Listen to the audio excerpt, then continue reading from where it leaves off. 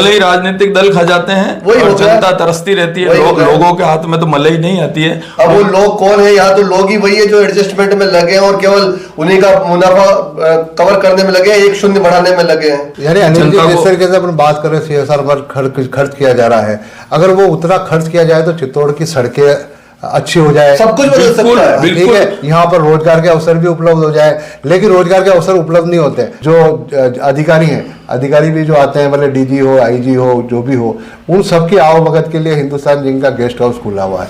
अब जबकि मंत्री भी आ रहा है या कोई भी जनप्रतिनिधि आ रहा है या अधिकारी आ रहा है, अब यहाँ का जो आम आदमी है वो अपनी विडम्बना लेके कहाँ जाएगा? वो ज्ञापन देना उसको या उसकी परिवर्तना करनी है।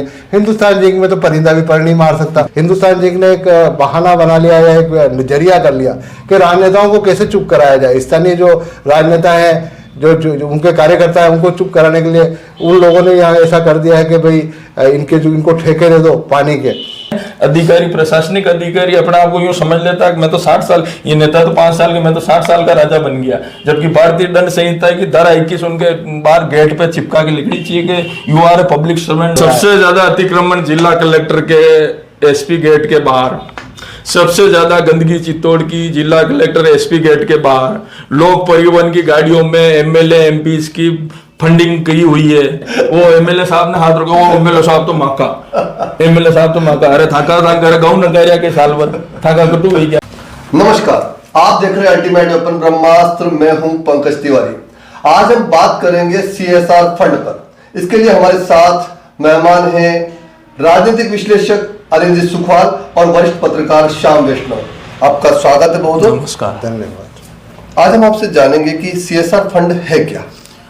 CSR फंड जब कंपनियां हमारे देश में काम करती है तो उनकी वहाँ के लोगों के प्रति दायित्व को निर्धारित करने के लिए, उनके जीवन स्तर को उठाने के लिए एक फंड निर्धारित किया गया जो कि 2% के लगभग होता है। और CSR का मतलब समझा जाए तो कॉरपोरेट सोशल रेस्पॉन्सिबिलिटी, जो कि भारत सरकार द्वारा 1 अप्रैल 2014 से लागू की गई। और कंपनियों को अपने शुद्ध मुनाफे का, जो कंपनियां 1000 करोड़ के टर्नओवर और उसका शुद्ध मुनाफा 5 करोड़ या उससे ऊपर का आका जाता है सालाना, उसका 3 साल का औसत निकाल कर उसका 3 साल के औसत पे 2% CSR फंड निर्धारित किया जाता है। वो फंड जनता के गरीबी उन्मूलन, शिक्षा, पेड़ पौधे, पर्यावरण, इस प्रकार के 4 भागों में बांटकर NGOs के मार्फत से, सरकार के मार्फत से खर्च किए जाते हैं। और क्षेत्र का विकास में उन 2% फंड को खर्च करना होता है। अब मैं आपसे जानना चाहता हूँ, चित्तौड़गढ़ में कितनी फैक्ट्रियां हैं जो इस फंड के दायरे में आती है, ये फंड खर्च करने के दायरे में आती है? चित्तौड़गढ़ में सबसे बड़ी फैक्ट्री है हिंदुस्तान जिंक जी। इधर आदित्य सीमेंट, लाफार्ज जी, वंडर सीमेंट, JK सीमेंट जी, IOCL जी, इधर रावत बाटा में बात करें तो RAPP रावत बाटा जी, ऐसी और कई बड़ी कंपनियां हैं जो सीमेंट हब के रूप में जाना जाता है राजस्थान में चित्तौड़ को। और बिजलीघर यहाँ है, एशिया का सबसे बड़ा प्लांट जिंक हमारे यहाँ है। कुल मिला के फैक्ट्रियां यहाँ भरी पड़ी है। अगर इन सब का फंड अगर विकास में काम आता है तो क्या कुछ स्थितियां बदल सकती, इसके बारे में आप बताएं। देखिए, स्थितियां तो काफी बदल सकती है क्योंकि राजस्थान और देश के विकास में चित्तौड़ का बहुत बड़ा योगदान है। लेकिन फिर भी कहीं कहीं चित्तौड़गढ़ राजनीति का शिकार रहा है। जैसा कि दैनिक भास्कर की एक रिपोर्ट 2024 में छपी थी, उसके अनुसार चित्तौड़ राजस्थान में 58.4% CSR फंड में वृद्धि हुई। लेकिन सबसे ज्यादा फंड का जो खर्चा किया गया CSR फंड का 195 करोड़ वो उदयपुर जिले पे खर्च किया गया और 180 करोड़ के लगभग दूसरे नंबर पे जयपुर में खर्च किया गया। लेकिन चित्तौड़ सीमेंट फैक्ट्री हब और सबसे ज्यादा पैसा राजस्थान में CSR फंड में हिंदुस्तान जिंक देता है।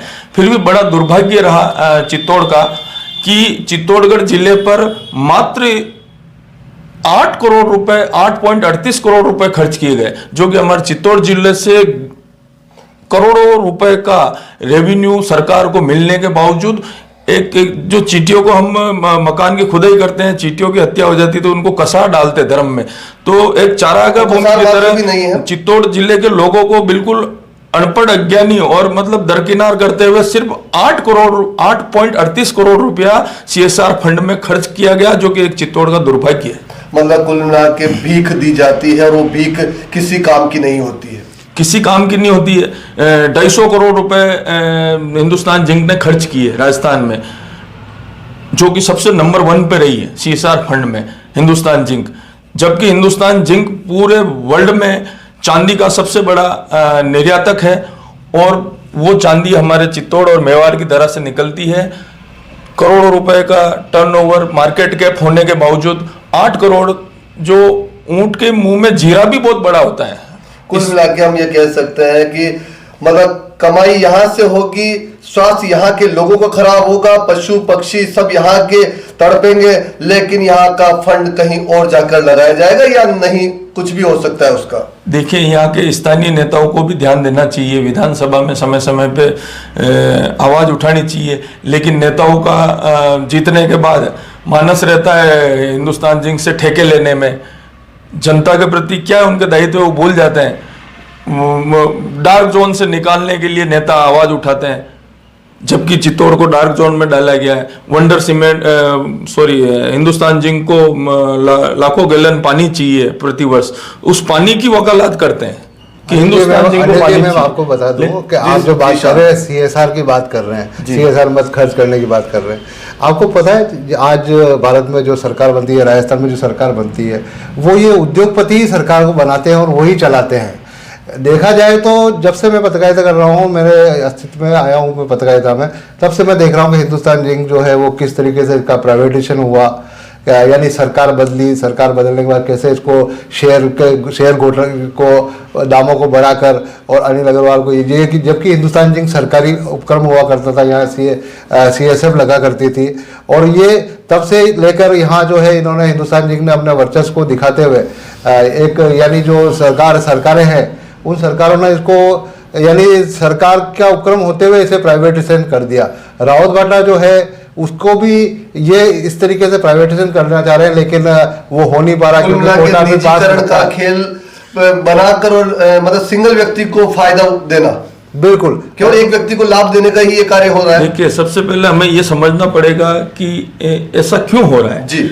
ऐसा मेरा मानना ये है कि वर्ष 2022-23 में पूरे देश का जो CSR फंड रहा खर्चा, वो 24,392 कंपनियों द्वारा CSR पर खर्च की गई कुल राशि 29,986 करोड़ के लगभग रही। ये तो आंकड़े ही हैं। मैं कुछ बताना चाह रहा हूँ, ये कागजी आंकड़े हैं। धरातल पे क्या हुआ, धरातल पे ही बताना चाह रहा हूँ श्रीमान। ये जो 29,986 करोड़ का जो आंकड़ा CSR फंड पर पूरे देश में खर्च किया गया, सन 2021-22 में हमारे देश में 49 कंपनियां 49 कंपनियां जो थी 1 लाख करोड़ से ऊपर के मार्केट कैप के टर्नओवर को पार कर चुकी थी। लेकिन प्रदूषण तो यहाँ फैलाया जा रहा है। यहाँ की जनता जो है, किसान जो है, लोग होते हैं, किसान जो है वो किसान परेशान हो रहा है। यहाँ की जमीन बंजर हो गई है। हिंदुस्तान जिंक जो जिस तरीके से केमिकल ला रहा है और गैस छोड़ रहा है, मुद्दे पे आ रहा हूँ, चरागाह भूमि खा गए ये लोग, उसी मुद्दे पे, ठीक है। और उसके बावजूद भी धूल मिट्टी उड़ती है, यहाँ के किसानों की खेती बंद हो गई। जो पानी का है वो पानी जहरीला हो गया है, ये लेब की रिपोर्ट आई है। उसके बावजूद भी यहाँ पर इतना सब कुछ होने के बाद भी अगर यहाँ की जनता को लाभ नहीं मिलता है, यहाँ के लोग परेशान होते हैं, सब कुछ होता है, तो इसका क्या निदान हो पाएगा? वही कहना चाह रहा हूं मैं कि जो 29,986 करोड़ रुपया पूरे देश में खर्च किया गया, तो ये जनता को दिखाने के लिए एक आंकड़ा मात्र है, चींटी को डाला गया कसार है, प्रसाद है। अगर इसको हम समझे तो सन 2021-22 में हमारे देश में 49 कंपनियां जो 1 लाख करोड़ से ऊपर के मार्केट कैप को क्रॉस कर गई थी। सन 2024 की बात करें तो उन कंपनियों की संख्या हो गई 54 और 2025 2025 की बात करें तो इनकी 115 का आंकड़ा क्रॉस करने की पूरी संभावना है। 115 कंपनियां हमारे देश में ऐसी हो जाएगी जिसका वार्षिक मार्केट कैप 1 लाख करोड़ से भी ऊपर का होगा।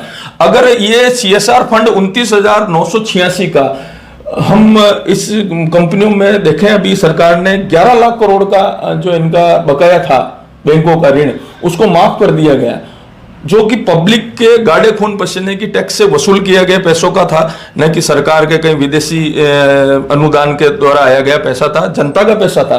अगर 29,986 करोड़ जो CSR फंड को उसमें भाग लगाया जाए 11 लाख करोड़ में, तो 38 साल का मोटा 38 साल का CSR फंड तो कंपनियों को गिफ्ट के रूप में दे दिया गया, जो कि एक विडंबना है। जनता को बहुत समझने की जरूरत है क्यों करते हैं ऐसा, क्योंकि 20,000 से ऊपर का कोई डोनेशन दिया जाता है इन प्राइवेट कंपनियों के द्वारा राजनीतिक दलों को, तो उसको इनकम टैक्स में उनका नाम गुप्त रखा जाता है। 20,000 से नीचे वाले डोनेशन का नाम उजागर किया जाता है। तो कहीं न कहीं भीतरी खाने से कुल मिला के मलाई लोग खा जाते हैं और चित्तौड़ में जनता को कुछ उसका लाभ नहीं मिल पाता। मलाई राजनीतिक दल खा जाते हैं और जनता तरसती रहती है। लोगों के हाथ में तो मलाई नहीं आती है। अब वो लोग कौन है? यहाँ तो लोग ही वही है जो एडजस्टमेंट में लगे हैं और केवल उन्हीं का मुनाफा कवर करने में लगे हैं, 1 शून्य बढ़ाने में लगे हैं। इवन दो सन 2014 की बात करें, जब प्रधानमंत्री का चुनाव हुआ था, तो 60,000 करोड़ रुपया चुनाव में खर्च हुआ पूरे देश में। आज तो उसका 4 गुना आंकड़ा आका जा रहा है। ये पैसा आता कहां से? राजनीतिक दलों को कौन देगा? जनता तो देती नहीं।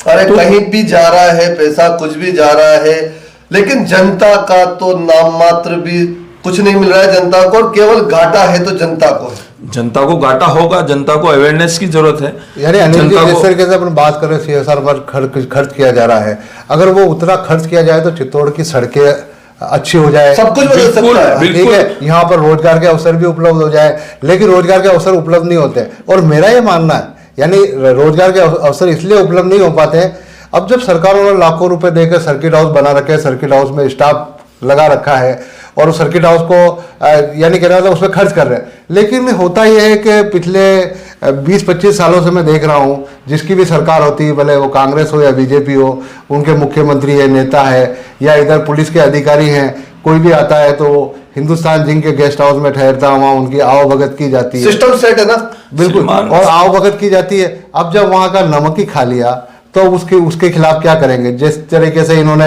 एक यानी हरित राजस्थान एक कार्यक्रम था, उसके तहत इन्होंने पेड़ पौधे लगाने का एक आंकड़ा पेश किया था, जिसके अंदर इन्होंने लाखों की संख्या में पेड़ बता दिए, और जब वह धरातल पर कुछ भी नहीं था। और जब वहाँ जाकर जो जिला कलेक्टर थे, शायद मेरे ख्याल से PL अग्रवाल थे, उस समय की बात है, उस समय इन्होंने जो घास होती है, उन घास के जो पत्ते, उनको गिना के उन्होंने पौधों का वो एक आंकड़ा पेश किया था, और उसके बावजूद भी जांच बैठी, सब कुछ हुआ, लेकिन कुछ हुआ नहीं, और वो सारा उस पर लीपा पोती हो गई।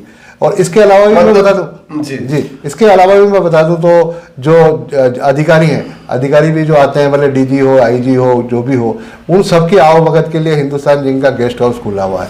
अब जबकि मंत्री भी आ रहा है, या कोई भी जनप्रतिनिधि आ रहा है, या अधिकारी आ रहा है, अब यहाँ का जो आम आदमी है वो अपनी विडंबना लेके कहाँ जाएगा? वो ज्ञापन देना उसको, या उसकी परिवर्तना करनी।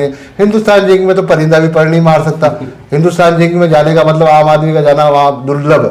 तो जब वो जो मंत्री अगर आते हैं, और अगर यहाँ के लोग अगर यहाँ की जो व्यवस्था है या उनकी समस्या लेके जाते हैं, तो वो वहाँ जा नहीं पाते हैं। और इसी वजह से ये जो अधिकारी भी आता है, जो भी अधिकारी आता है, जो भी राजनेता होता है, वो अपनी सारी चीजें व्यवस्थित हो जाती है और कार्रवाई कुछ नहीं होती। पानी को लेकर पिछले मैं 10 साल से देख रहा हूँ, हिंदुस्तान जिंक में पानी को लेकर बरसात कम हुई थी, उसको लेकर घोसुंडा जो डैम है, घोसुंडा डैम पे भी इन्होंने एकाधिकार कर लिया।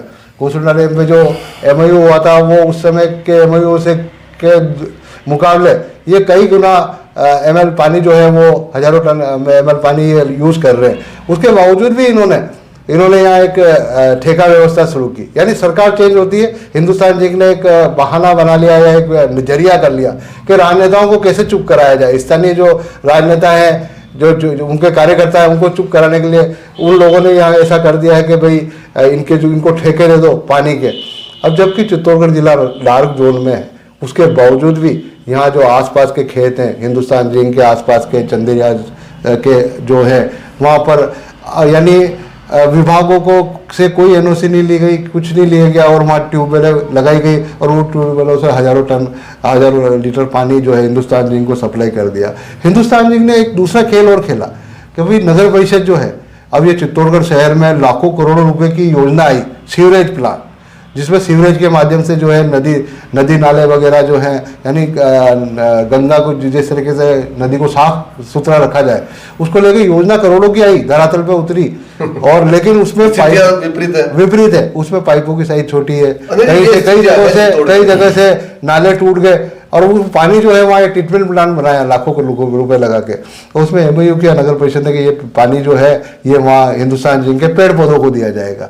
पेड़ होंगे तो वहाँ पानी दिया जाएगा। और हकीकत पेड़ों और पौधों की स्थितियां तो आप फिर देख सकते हैं, सड़कों की स्थितियां, मतलब फैक्ट्रीज के सामने जाके देख लीजिए, ज्यादा दूर जाने की आवश्यकता नहीं, आंखें खुल जाएगी कि क्या कुछ सीएसआर फंड काम में आता है। देखिए, उदयपुर के सांसद मन्ना लाल रावत, इन्होंने आवाज भी उठाई संसद में और आंकड़े मांगे तो आंकड़े सामने ये आए कि सन 2021-22 में 1114 कंपनियों ने 700 करोड़ रुपए सीएसआर पे खर्च किए और 1544 कंपनियों ने 22-23 में सीएसआर फंड पे 1102 करोड़ रुपए खर्च किए। उसमें 242 करोड़ रुपए एकमात्र एक तरफा जिंक द्वारा खर्च किया गया। लेकिन बड़ी विडंबना निकलकर सामने आई कि 8 करोड़ रुपया चित्तौड़ के ऊपर खर्च किया गया, जबकि सारा और 10 करोड़ रुपया अजमेर पे खर्च किया गया और 7.65 करोड़ प्रतापगढ़ पे खर्च किया गया। यहाँ का पैसा ये बाहर ले जा रहे हैं। जयपुर में 180 करोड़ खर्च कर दिया गया। 195 मात्र है चित्तौड़ के साथ, तो केवल चित्तौड़ से की गई, मेरा कहने का तात्पर्य है चित्तौड़ से कमाई करके ये उदयपुर में 195 करोड़ खर्च कर रहे हैं, किया जा रहा है, चित्तौड़ में लगाया जा रहा है 180 करोड़ रुपए जयपुर में खर्च कर रहे हैं। शिक्षा के ऊपर सबसे ज्यादा खर्च किया, गरीबी उन्मूलन को ये भूल गए, पिछड़ी जातियों को भूल गए, लोग स्वास्थ्य पे खर्चा बहुत कम किया, उसकी बहुत ही अनदेखी की गई।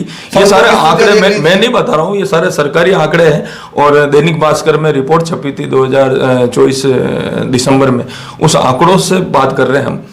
और चित्तौड़ के अपुर मेवाड़ के अंदर सिर्फ उदयपुर के अंदर खर्च कर दिया गया, जबकि सीएसआर फंड का 22% हिंदुस्तान जिंक ने खर्च किया। लेकिन हिंदुस्तान जिंक की बात हो गई। अभी चित्तौड़गढ़ जिला जो है वो सीमेंट हब के नाम से भी जाना जाता है। यहाँ पर निम्बाड़ा में जेके सीमेंट है, मांगरोल सीमेंट है, इधर सबूपुरा में आदित्य सीमेंट है, इधर चित्तौड़गढ़ में बिरला सीमेंट है। इन सीमेंट प्लांटों के होते हुए भी इन क्षेत्र में जो हैवी व्हीकल आते हैं, अब हैवी व्हीकल पे जब मैंने आपको बता ही दिया सर्किट हाउस में सारे अधिकारी वही ठहरते, तो कार्रवाई करेगा कौन। अब ओवरलोड जो गाड़ियां हैं वो निकलती है, सड़कें टूटती है, धूल मिट्टी उड़ती है, उसके लिए जनता परेशान होने के लिए, उसके लिए जनता परेशान है, लेकिन उस पर कोई ध्यान देता नहीं है, उस पर कोई खर्च होता नहीं है। अगर ये जो सीएसआर का मत बता रहे खर्च करते हैं, अगर ये खर्च कर दे तो हिंदुस्तान जिंक से लेकर चित्तौड़ की सारी सड़कें जो है वो सीसी रोड बन सकती है, इधर वापस मौजूद, यानी काफी कुछ सुधार हो सकता है, धूल मिट्टी से भी निजात मिल सकती है। यहाँ का पशु जो है यानी पशुधन जो है वो पशुधन हिंदुस्तान जिंक की गैस की वजह से और ये धूल मिट्टी की वजह से जनहानि हो रही है, पक्षियों की हानि आ रही है। देखिए साहब, चित्तौड़ का पैसा अगर चित्तौड़ में खर्च किया जाए तो 242 करोड़ का आंकड़ा तो हिंदुस्तान जिंक ही बता रहा है। दूसरी फैक्ट्रियों का भी मिला के 1000 करोड़ साल का अगर सीएसआर फंड चित्तौड़ पे खर्च हो तो 5 साल का 5000 करोड़ रुपया बनता है। 5000 करोड़ चित्तौड़ पे अगर खर्च हो जाए तो चित्तौड़ की जीवन स्तर सेट कहाँ हो रहा है? ये धन सारा सेट कहाँ हो रहा है? कागजों में कहाँ सेट हो पाता है इस प्रकार की स्थितियां? ये सेट नहीं होता है, ये एनजीओ के द्वारा कट करके 10% कट करके 90% वापस ले लिया जाता है। ये सीधा आरोप है? सीधा आरोप नहीं, ये प्रमाणित है। 10% जब एनजीओ के मार्फत खर्चा कराया जा रहा है, धरातल पे अपने को पैसा दिख नहीं रहा है। चित्तौड़ के आंकड़े बता रहे हैं 8 करोड़ रुपया खर्च हुआ है, जबकि हिंदुस्तान जिंक 242 करोड़ रुपया सरकार को देता है राजस्थान को खर्च करने के लिए, जो कि 180 करोड़ जयपुर में खर्च हो जाता है, 195 उदयपुर में खर्च हो जाता है, चित्तौड़ के मुंह में जीरा भी नहीं आता है। और प्राइवेट एनजीओ के मार्फत 10% खर्च करके 90% वापस वो डोनेशन के रूप में आपकी राजनीतिक दल है जो सत्ताधारी दलों के खाते में ट्रांसफर कर दिया जाता है, नाम उनके गुप्त रखे जाते हैं। इसी प्रकार का कानून बनाने के लिए कांग्रेस और भाजपा संसद में एक हो गई। इसको साबित करने की क्या जरूरत है? यानी जो कानून बनाया गया, सुप्रीम कोर्ट ने ऑर्डर दे दिया इनको, फॉरेन से फंडिंग लाते थे ये, सुप्रीम कोर्ट ने ऑर्डर दिया कि 6 महीने में कांग्रेस और भाजपा पे दोनों पे कार्रवाई की जाए। दोनों एक होकर 6 महीने में सुप्रीम कोर्ट के ऑर्डर को पलटने के लिए उन्होंने एक्ट में अमेंडमेंट कर दिया और फॉरेन फंडिंग को लीगल बना दिया इन्होंने। क्या बात कर रहे हैं आप?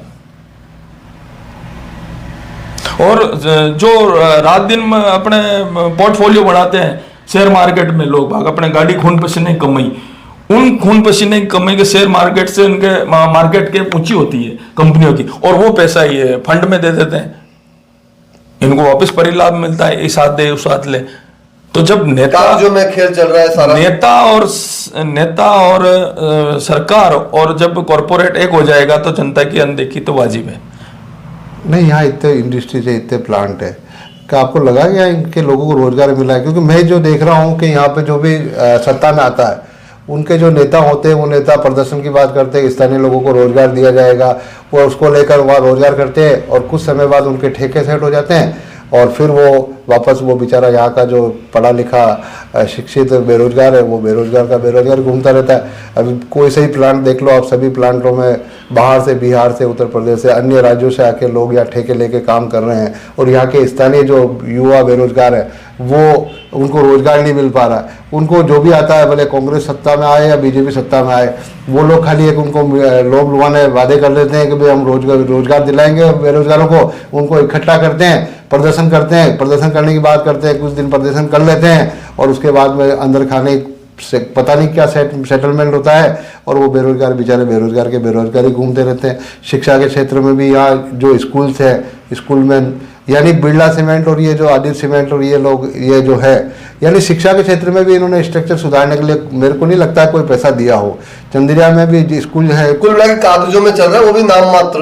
बिल्कुल, जबकि इनका जब प्लांट लगाते हैं तो इनको एक एनओसी के साथ उनको लिखना देता होता है कि हम स्थानीय लोगों को रोजगार देंगे और शिक्षा के क्षेत्र में भी हम इनके। इसमें एक चीज श्याम जी मुझे एक बात बताइए, इनके लिए सभी के निदान के लिए विभाग बने हुए होते हैं, वो विभाग क्या करते हैं? अब वो विभाग तो क्या है कि वही वाली बात है, पॉल्यूशन के लिए विभाग है, विकास के लिए विभाग है, सभी के लिए विभाग। देखिए हमारे बेगूम में एक विधायक थे पहले जी, उनका तो जीतते ही पहला कथन यही था जनता को कि मैं मेरे पैसों से जीत के आया हूं और मेरे पास काम लेके मत आओ। और चित्तौड़ में सबसे ज्यादा खर्चा चुनाव पे किया जाता है जी, और जब करोड़ों रुपया खर्च करके जिसको बैकडोर से अनुदान ये फंड ये देते हैं कॉरपोरेट जगत जी, और वो जीत कर आते हैं और वो चुनाव का फंड खर्च कहाँ होता है? नेता के द्वारा खाने पर, जिसमें 1-1 लाख लोग पब्लिक खाना खाती है, 1 महीना तक खाती है और करोड़ों रुपया खर्च करने के बाद जनता में पैसा बांटा जाता है। ऐसा नहीं है इलेक्शन कमीशन अनभिज्ञ है, उनको सब पता है, लेकिन कल को रूलिंग पार्टी का दबाव रहना, फिर अधिकारी उस कुर्सी पे चिपक कर बैठना है, सिस्टम सेट है तो सिस्टम सेट रख के चलना पड़ेगा उनको। और जब वो नेता पैसा खर्च करके आया तो वो वसूल कहां से करेगा? जनता से, कॉर्पोरेट से। वही जनता से, उसे उन्हीं का पैसा है, उन्हीं का हक है। कॉर्पोरेट से करेगा, तो कॉर्पोरेट से करेगा तो वो जनता के प्रति जवाबदेह कैसे रह पाएगा? जब तक जनता को भी सुधरना पड़ेगा, उनको रोजगार चाहिए तो नेता को जवाबदेही बनाना पड़ेगा, क्योंकि उनको वोट दे रहे हैं और जनता का अधिकार है रेवेन्यू कितना कलेक्शन हुआ और कितना खर्च हुआ, हमारे पे क्यों नहीं हुआ। मैंने एक 20 साल पहले एक पत्रिका में पढ़ा था मुख्य पृष्ठ पे कि अमेरिका में संसद में बजट से कुछ क्षणिक परसेंटेज मात्र ज्यादा खर्च हो गया था संसद में। संसद भवन जो वर्ल्ड की सबसे बड़ी संसद अमेरिका कहलाती है, 75,000 पब्लिक ने स्व प्रेरणा से अपने खर्चे पर संसद के बाहर घेराव किया और संसद को जवाबदेहिता के लिए बाध्य किया था। 20 साल पुरानी घटना बता रहा हूँ, 15 से 20 साल पुरानी घटना। मेरे आज भी जेल में है, लेकिन इतनी जागरूक जनता हमारे देश में, हमारे चित्तौड़ में तो नहीं है कम से कम। इसीलिए तो फैक्ट्रीज फायदा जितनी बेरोजगारी राजस्थान में चित्तौड़ में देखी जाती है, जितना रेवेन्यू चित्तौड़ देता है, उसके बनिस्बत उसके अकॉर्डिंग तुलना देखी जाए तो कई गुना नहीं। यहाँ देख लो आप, 90% से ज्यादा लोग बेरोजगार हैं। नहीं तो राजनीति जो है, राजनीति पत्रकारिता हो, ये सेवा का भाव से यानी उतरते थे और सेवा करने का ले। क्या आज के समय में लगता है कि सेवा कर रहे हैं राजनेता? उसका जवाब ये है कि एडीआर एक संस्था है, एनजीओ है, जो हर साल इस पे सर्वे करता है। पिछली बार जो संसद थी पिछले कार्यकाल की, सन 2019 से 19 वाली, तो उसमें एडीआर की रिपोर्ट जो उसमें आंकड़े दिए गए थे, 43% क्रिमिनल जो संसद में बैठे हैं, सांसद की कुर्सी पे, उस पर आवाज उठाई। और ऐसा नहीं कि वो क्रिमिनल सिर्फ उनके खिलाफ एफआईआर दर्ज हो गई, उनको क्रिमिनल बोल गया कि मैं, उनके खिलाफ वो कोर्ट में सम्मन ट्रायल हो चुके हैं। ऐसे क्रिमिनल 43% बैठे हुए हैं। और अभी जो चुनाव हुए सन 2023 के, उसमें जनता को लगा, रिपोर्ट सामने आ गई तो कि आंकड़े कम होंगे। अभी आंकड़े पड़े तो आंखें और चौंधिया गई। 43% का आंकड़ा 46% को पार कर गया, 3% आंकड़ा बढ़ गया अपराधियों का संसद में। अब अपराधी जब संसद में जाकर आप सोच रहे हैं कि आप चुनाव जिता के अपराधियों को भेज रहे हैं, और ऐसे एक यहाँ चित्तौड़ में भी बात की जाए तो जिन्होंने 2013-14 में चुनाव लड़ा, उनका शपथ पत्र में, चुनावी हलफनामे में 30 से ज्यादा केस थे। आपको भी ध्यान होगा, तो कुल मिला के ये है 30 से ज्यादा केस थे श्रीमान में। अभी का जो चुनाव हुआ विधानसभा का सन 2023 का, उसमें वो आंकड़े आप देखे तो गधे के सिर से सिंह गायब हुआ, जैसे सारे अपराध के आंकड़े ही गए, वो दूध पाक साहब। और एक पत्रकार ने तो उंगलियां हिला हिला के बोली कि वो तो पहले ऐसे थे और अब रामचरित्र के हो गए, अब तो दूध से ना लिए वो। और मतलब क्या पत्रकारिता कहाँ जा रही है हमारे देश की, हमारे चित्तौड़ की। पत्रकार भी मतलब एक तरह से उनको सपोर्ट कर रहे हैं। अब वो क्यों कर रहे हैं वो जाने। नहीं तो यानी धन बल, ऐसे उंगलियां हिला हिला के बोली एक्टिंग करके, और बड़े बड़े चैनल को। मैंने कहा ये क्या हो गया, ईमानदार पत्रकार, फिर यानी सबसे ईमानदार पत्रकार चित्तौड़ के जिसको माने, उस पत्रकार ने उंगलियां हिला दी। मेरे तो रोंगटे खड़े हो गए। मैंने कहा यार, इस देश में अब भगवान राम कब जन्म लेंगे, किलकी अवतार। एक IIT बाबा चल रहे हैं अभी वायरल, वो अपना आपको किलकी अवतार बता रहे हैं, और वो बांध नशे में झूमते हैं, और वो अपना आपको किलकी बताते हैं, कभी भोलेनाथ का अवतार बताते हैं, कभी कृष्ण बन जाते हैं। और वो लोग बाग तो पागल है, उनको IIT बाबा को देखने के लिए कुंभ में जा रहे हैं, पाप धोने के लिए जा ही नहीं रहे। भीष्म पितामह खुद गंगा के बेटे थे, उनको तक उनके अपराध की सजा मिली, तीर के सैया पे सोना पड़ा। और हमारे देश के पापी 140 करोड़ 40 करोड़ वहां जाके सोच रहे कि हमको गंगा मां पाप से विमुक्त कर देगी। किस प्रकार से कर देगी आप बताएं। यानी तो आप सीधा सीधा आरोप लगा रहे हैं कि राजनीति में जो जितने भी हैं वो धन बल से आते हैं। देखो, मैं आरोप नहीं लगा रहा हूं, मैं प्रमाणित बात करता हूं। जो चीज एडीआर बोल रही है वो बोल रहा हूं, और जो चीज हलफनामे में दी गई है, रिकॉर्डेड है, जो चीज रिकॉर्डेड है उसको आरोप नहीं बोलते हैं। तो यानी कुल मिला के ये आरोप उसको बोलते हैं जो कल्पित भाव से या पूर्वाग्रह से ग्रसित होकर उस पर आक्रमण करना, उसको आरोप बोलते हैं। मैं तो प्रमाणित बता रहा हूं, पहली बार सिद्ध न्यायपालिका, माननीय न्यायपालिका जो हमारी है, उसके अधिकार क्षेत्र में आता है। लेकिन मैं तो जनता को बता रहा हूं कि 2013 में हलफनामा, आप सूचना का अधिकार में निकाल के देख लो कितने अपराध थे, और आज का हलफनामा निकाल के देख लो, अभी चुनाव हुए, साफ है, बिल्कुल साफ, नीट क्लीन व्हाइट। और पत्रकार साहब बोल रहे हैं कि वो तो पहले ऐसे थे और अब ऐसे हो गए, अब ऐसे थे वैसे हो गए। और बजरी के डंपर निकल रहे हैं, और वो बजरी के डंपर कहाँ आ रहे हैं। आप कह रहे हो कि डार्क जोन से बाहर निकालो चित्तौड़ को, डार्क जोन से बाहर निकालो। आप तो फैक्ट्रियों के लिए, पानी के लिए मांग कर रहे हैं, जनता ने दिए वोट, डार्क जोन से बाहर निकालो हिंदुस्तान जिंक के लिए, और उधर से बजरी खोद रहे हो आप, भूजल स्तर को और गहराई में ले जा रहे हैं। और इधर वो तीर कमान चला के हिंदुस्तान जिंक कृत्रिम वर्षा करा रहा है, जिसमें करोड़ों रुपए खर्च हो रहा है।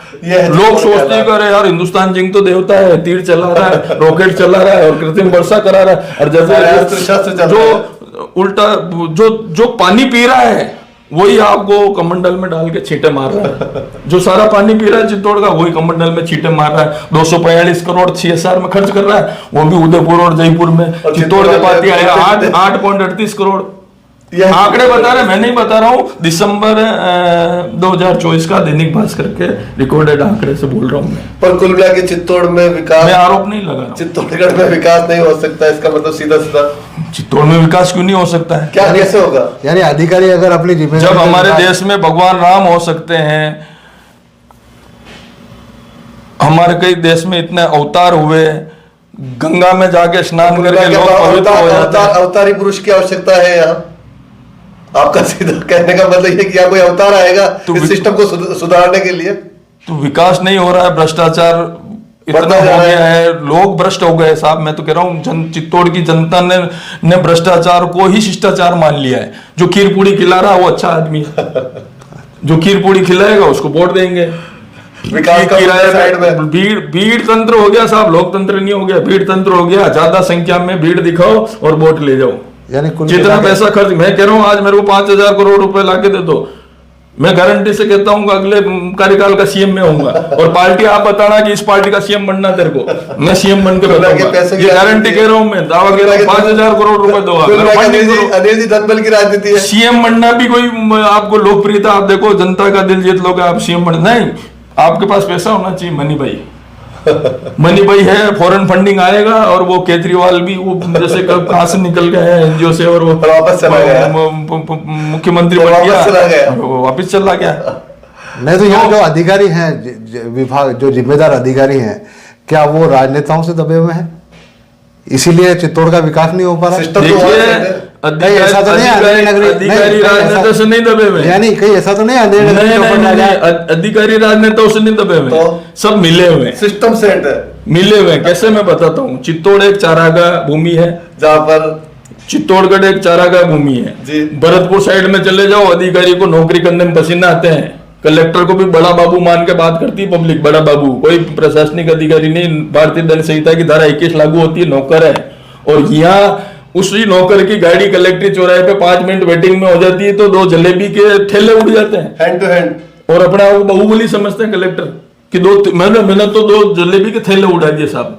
यानी पूरा अतिक्रमण हटा दिया उन्होंने, साफ कर दिया, 2 थैले हटा के अतिक्रमण मुक्त कर दिया चित्तौड़ को। और नरपत की खेड़ी में जिला कलेक्टर की गाड़ी रुक जाती है तो नरपत की खेड़ी साफ हो जाता है। बाकी जनता की प्रॉब्लम से, CSR फंड खर्च हो नहीं हो, अतिक्रमण से, बजरी माफिया से इनको कोई मतलब नहीं है। कलेक्टर भी हो, SP भी हो, भारतीय दंड संहिता की धारा 21 इन पे दोनों पे लागू होती है। मैं नहीं कह रहा हूँ, संविधान कह रहा है, भारत का संविधान कह रहा है कि ये पब्लिक के नौकर है। जबकि ये मोबाइल को ऐसे करके जिला कलेक्टर कार्यालय से SP और कलेक्टर दोनों निकलते, मोबाइल में चेहरा, पब्लिक से आंख मिलाने तक की हिम्मत नहीं है इनको कैसे बोले प्रशासनिक अधिकारी।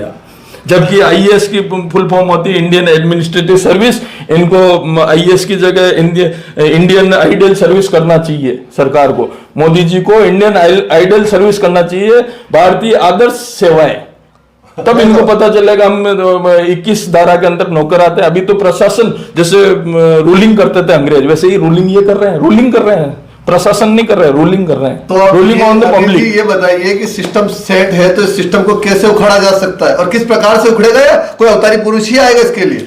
देखिए, सिस्टम जब तक लोकतंत्र में भ्रष्ट अपराधियों को चुनकर भेजना पब्लिक बंद नहीं करेगी, सबसे पहले हमको मन की शक्ति देना, मन विजय करे, दूसरों की जय से पहले खुद की जय करें। हर पब्लिक को पहले शिष्टाचार में, अपने भ्रष्टाचार को, अपनी इंद्रियों को, जुबान को कंट्रोल में रखना पड़ेगा।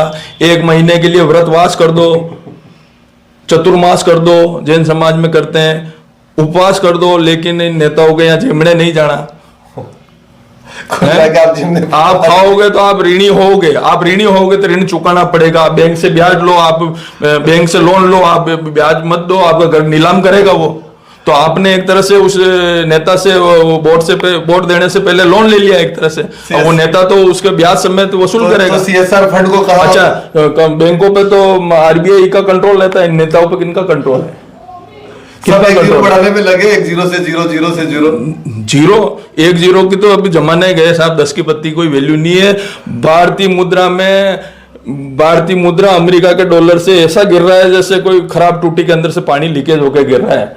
86 रुपए 87 रुपए नीचे आ गया डॉलर। और ये जब 66 रुपए था तब चिल्लाते थे संसद में कि ये भारत को गिर गया, भारत का विकास हो गया। आज तो भारत में जिंदा रहना और प्रेस के कपड़े पहनना ही विकास है।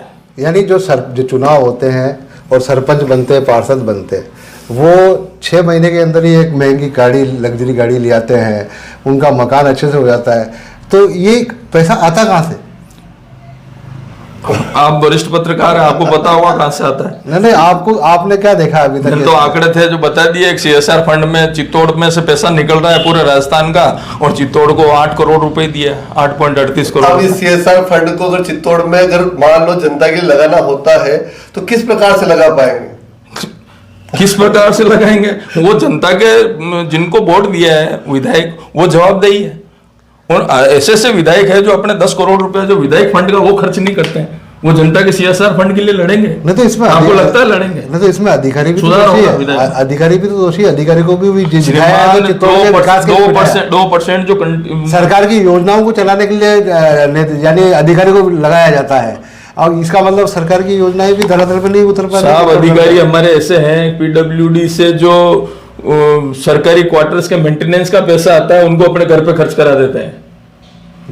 अब आप सोच लो, और मैं प्रमाणित बात कर रहा हूं, जितने भी सन 74 के PWD के क्वार्टर बने हुए हैं उनकी जाके देख लो आप, सारी छतें गिरने की कगार पे आ रही है, जर्जर अवस्था पे आ रही है। PWD के एक्शन अंधे होके बैठे हैं। अधिकारी, प्रशासनिक अधिकारी अपने आप को यूं समझ लेता है कि मैं तो 60 साल, ये नेता तो 5 साल के, मैं तो 60 साल का राजा बन गया। जबकि भारतीय दंड संहिता की धारा 21 उनके बाहर गेट पे चिपका के लिखनी चाहिए कि you are a public servant, not a शासक नहीं है। शासक नहीं है। हाँ, तो उनको उनकी जो सिस्टम रखना चाहिए, उनको ईगो को जेब नहीं घर पे रख के आना चाहिए। और कलेक्टर को उसके चैम्बर के बाहर एक टेलीविजन लगा के अंदर CC कैमरा लगाना चाहिए कि अंदर कलेक्टर वीडियो गेम खेल रहा है, किसके साथ मीटिंग कर रहा है। पारदर्शिता रखनी चाहिए, जबकि गेट बिल्कुल वो सनमाइका का लगा के बैठते हैं। जनता को पता चलना चाहिए कि आपका कलेक्टर जो आपका पब्लिक सर्वेंट है वो क्या कर रहा है अंदर। नहीं तो चित्तौड़गढ़ जिले में तो हर चौराहे पर कैमरे लगे हुए हैं, जनता में नजर बंद है सारे। यानी सारे आपको पता है बंद है, आप वरिष्ठ पत्रकार हैं। नहीं, अबे कमांड खुला हुआ है, कैमरे लगे हुए हैं, सारी चीजें हैं। क्या फर्क पड़ा? अपराध भी बढ़ रहे हैं, चोरियां भी बढ़ रही है और अतिक्रमण भी बढ़ रहा है। सबसे ज्यादा अतिक्रमण जिला कलेक्टर के SP गेट के बाहर, सबसे ज्यादा गंदगी चित्तौड़ की जिला कलेक्टर SP गेट के बाहर। लोक परिवहन की गाड़ियों में MLA MPs की फंडिंग की हुई है, उद्योगपतियों के गाड़ियों के साथ लोक परिवहन की गाड़ियां। दिन भर पब्लिक न्यूसेंस किया जाता है वहां SP गेट के बाहर, और वहां अनऑथराइज पार्किंग बना दी गई। अब उसको ऑथराइज दिखाने के लिए, ऑथराइज किया नहीं है, कोई लेटर आदेश जारी नहीं हुआ, लेकिन ऑथराइज दिखाने के लिए पुलिस विभाग द्वारा और वहां बैरिकेडिंग लगा दी गई लाल, आपने देखी होगी तो, ताकि जनता को लगे नहीं नहीं ये तो ऑथराइज है, जबकि ऑथराइज है नहीं वो। हाँ, रोडवेज बस स्टैंड से 2 किलोमीटर की परिधि में तो ऑथराइज लोक परिवहन का प्राइवेट बसों का बस स्टैंड वो आगे है, शास्त्री नगर से आगे जो है वो ऑथराइज है। वहाँ शेल्टर भी बना हुआ है, यहाँ शेल्टर नहीं बना हुआ है। यहाँ सिर्फ वो पुलिस विभाग ने वो लाल वो बैरिकेड्स लगा दिए ताकि जनता को लगे कि ऑथराइज, जबकि है नहीं। अब जब पेशाबगर की बात कर लो आप, पूरे भारत में आप खोज लो, मेरा दावा है कि पूरे भारत में खोज लो इतना गंदा पेशाबगर नहीं मिलेगा जो जिला कलेक्टर और SP गेट के बाहर में है। और जितना अतिक्रमण हुआ है उनके नाक के नीचे कहीं नहीं। ये क्या CSR फंड का, तो ये विकास, क्या CSR फंड का खर्चा कराएंगे, क्या जीवन स्तर उठाएंगे? 15 साल से मैं देख रहा हूँ जीवन स्तर हर साल आदमी डिप्रेशन में जा रहा है। 80% लोग यहाँ के तनाव में रहते हैं, यानी बेरोजगारी के कारण। लोगों का कहना है कि चित्तौड़गढ़ जिला चरागाह है, यहाँ पागल परदेसी और पावना वही आकर यहाँ पर हो जाते हैं। देखो हमारा देश, ये मैं पैरवी नहीं करूंगा, क्योंकि देश जब हम कहते हैं एक है और भारत हम एक है और अनेकता में एकता है, तो कोई भी परदेसी नहीं है, पागल नहीं है, कोई पावना नहीं है। भारत में कोई भी कहीं भी जाके निश्चल व्यापार व्यवसाय कर सकता है। हमारे कई मेवाड़ी यहाँ से जो यहाँ तिरस्कृत थे, बेरोजगार थे मेवाड़ी, आज जो यहाँ से घर छोड़ के बाहर निकल गया 10-20 करोड़ का मालिक बना हुआ है। तो मेवाड़ियों में बहुत गुण है साहब, वीरों की भूमि है, सूरों वीरों की भूमि है लेकिन यहाँ के लोगों की यहाँ वैल्यू प्रशासन और यहाँ के नेता बोले हैं सीधे हैं, छलावे में आ जाते हैं। वो एमएलए साहब ने हाथ रखा, वो एमएलए साहब तो माका, एमएलए साहब तो माका, अरे थाका था करे गाँव न कह रहा कि साल भर थाका कटू गई क्या। तो ये वो तो नेता के गुण होते हैं हाथ रखने के। तो सुखपाल और श्याम जी जिन्होंने बेबाक अंदाज में बताया किस प्रकार से सीएसआर फंड यहाँ नाम मात्र का खर्च होता है, जिसका विकास की आवश्यकता है चित्तौड़ को, लेकिन आज वो चित्तौड़ में नहीं लग पा रहा है और पूरा चित्तौड़गढ़ देखता रह रहा है कि किस प्रकार से यहाँ विकास होगा और क्या कुछ हो पाएगा। धन्यवाद, नमस्कार।